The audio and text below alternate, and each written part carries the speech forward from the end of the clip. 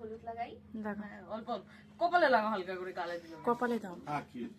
হ্যাঁ, তো আমার ননদের কিন্তু সবসময় সে একটু ফিটফাট থাকতে ভালোবাসে, তো আজকে হলুদটা একটু কম করে দিলাম।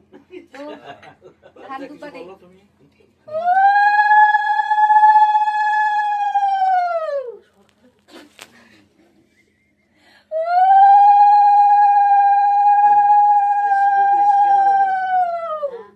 আইবুড়ো ভাত দিচ্ছি, একটু ঘটা করে না দিলে হয় নাকি? কইলে হবে। মিষ্টি খাওয়াই দিতে হবে না কাকি?